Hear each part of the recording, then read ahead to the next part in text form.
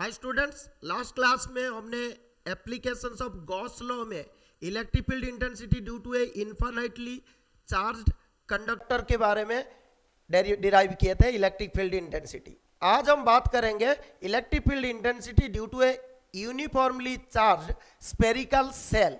Cell का मतलब क्या हुआ? अंदर खुखला है, अंदर कुछ नहीं है। ठीक है, तो हम बात करते हैं स्पेरिकल सेल की। तो आप देखो, सपोज ये एक चार्ज स्पेरिकल सेल है। ये क्या है? चार्ज स्पेरिकल सेल है। तो अगर इसका रेडियस, ये सेंटर है, इसका रेडियस सपोज आर है, कैपिटल आर, राइट।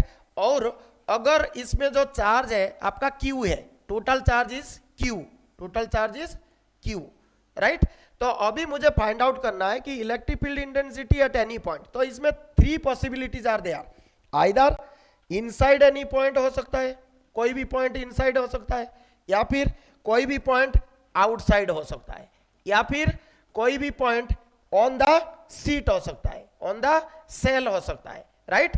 तो ये तीन कैटेगरी में हम अभी डिस्कस करेंगे what will be the electric field intensity, और इसका ग्राफ भी बनाएंगे जो हमारा सीबीएसई एग्जाम या कॉम्पिटिटिव एग्जाम के लिए इंपॉर्टेंट है। तो पहला चीज आप देखो, first to find out, suppose हम electric field intensity at any point on the sphere find out कर चाहते हैं। क्या करते हैं? On the shell, spherical shell के ऊपर। तो आप देखो, स्पेरिकल सेल के ऊपर जब मैं फाइंड आउट करना चाहता हूं तो इसमें रेडियस आपका आर है और ये स्पेरिकल गॉसियन सरफेस है, spherical Gaussian surface. So according to Gauss law हमें ऑलरेडी पता है जो फ्लक्स होता है वो surface integral of electric field intensity होता है और the total charge enclosed upon epsilon naught होता है। तो अगर हम ऑन दी सेल की बात कर रहे हैं, सो इसके ऊपर जो चार्ज क्यू है that is assumed by enclosed this surface, right. तो इसमें अभी हम निकाल सकते हैं जो ई डॉट डी एस, और इसमें तुम कोई भी अगर सरफेस एरिया देखते हो तो इसमें देखो इलेक्ट्रिक फील्ड का डायरेक्शन इधर होगा और एरिया का भी डायरेक्शन इधर ही होगा। That means always the electric field and the area vector direction will be parallel, that is they will be having an angle of 0 degree with each other. So E dot ds means E ds cos 0 degree. So cos 0 degree you know that is 1. So directly I can write this will be E into surface area. So surface area of the spherical cell, that is 4 pi r square. So this will be equal to your q upon epsilon naught, right. So this will B upon Q upon epsilon not. Clear हो गया ये चीज आपको, right. तो अगर हम इसको देखते हैं, जो क्यू होता है आपका उसमें टोटल ये एनक्लूज जो है, तो इसको हमने एज्यूम किया था जो इसके टोटल चार्ज होता है क्यू, राइट। तो इसमें अगर मैं ई निकालना चाहता हूं तो मेरा ई क्या हो जाएगा ना, Q by 4 pi epsilon naught R square, right? So you can see here that electric field intensity at any point on the spherical cell will be q upon 4 pi epsilon naught r square. और आप अगर देखोगे this is the same as the electric field intensity at any point due to a source charge, due to a source charge. ठीक है। Similarly अभी अगर हम inside the cell और आउटसाइड द सेल की बारे में बात करते हैं, ठीक है। तो अभी देख लो, सपोज मैं बात करता हूं इनसाइड द सेल के बारे में, राइट। तो ये at any point inside the shell, right, inside shell. तो इधर आप देखो ये सेल है, मतलब हॉलो है, मतलब इसके अंदर कुछ भी नहीं है।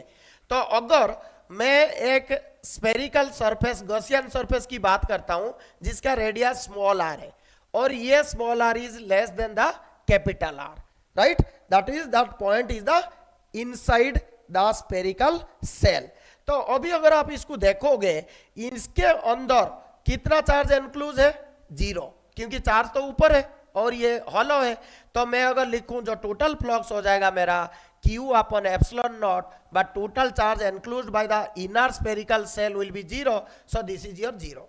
Similarly another we know phi is equal to E into surface area, so surface area is equal to 4 pi r square. So by equating these, finally what we'll get, we'll get here E is equal to 0. So inside at any point the electric field intensity will be 0, right? Similarly अभी outside point में हम आ जाते हैं, ठीक है, outside में आते हैं. तो at any point outside the cell, right, outside, so outside the cell, तो अभी आप देखो आउटसाइड द सेल, तो ये जो अगर गॉसियन सरफेस में एज्यूम करता हूं at any point which is at a distance of small R but that is greater than the capital R, तो कंडीशन मेरा क्या है कि स्मॉल आर जो radius of the Gaussian surface है आउटसाइड वो greater than the radius of the spherical shell, right. अब इसमें देखो, इसमें ओनली गॉसियन सरफेस का रेडियस चेंज हो रहा है, charge is not going to change, the same charge is enclosed by the Gaussian surface. तो इसमें मैं क्या लिख सकता हूं, so I can write E into surface area, so surface area of this Gaussian surface will be 4 pi r square, so this will be equal to your total charge enclosed by epsilon naught, right.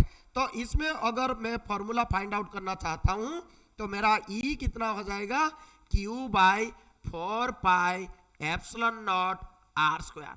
तो इससे मुझे क्या पता चल रहा है कि inside at any point your electric field intensity is 0 and on the surface electric field intensity is Q by 4 pi epsilon r square which is constant, but outside the sphere जो हमारा इलेक्ट्रिक फील्ड इंटेंसिटी हो रहा है वो Q by 4 pi epsilon r square.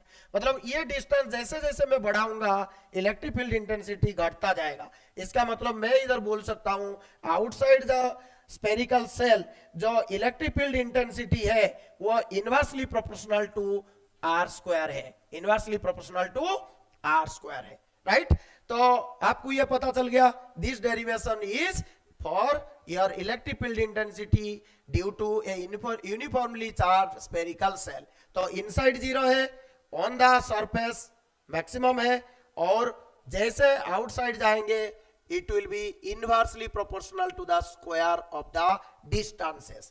तो अगर मैं graph की बात करूं तो अगर ये ग्राफ मेरा है, ये इलेक्ट्रिक फील्ड इंटेंसिटी है और ये डिस्टेंस है, तो आप देखो हमने inside and any point up to the surface जो इलेक्ट्रिक फील्ड इंटेंसिटी है वो 0 है, राइट. और उसके बाद जब ऑन द सरफेस हुआ ये मैक्सिमम रहा. उसके बाद अगर हम इसको देखें दिस आर, ये आपका R is less than R तक, और ये जो पॉइंट है ये capital R on the surface, और अगर small R greater than capital R है तो फिर ये inversely proportional to the square. तो इनवर्सली प्रोपोर्शनल मतलब ग्राफ ऐसे होगा, right. So this is the graph versus electric field intensity and the distance from its centre for a spherically charged that is shell, right, spherical shell. So this is a very important graph और ये बहुत बार आपको exam में पूछा है, ठीक है. फिर नेक्स्ट क्लास में हम सॉलिड स्फीयर के बारे में पढ़ेंगे, ठीक है, uniformly charge that is non conducting spherical sphere, solid sphere, ठीक है. Thank you.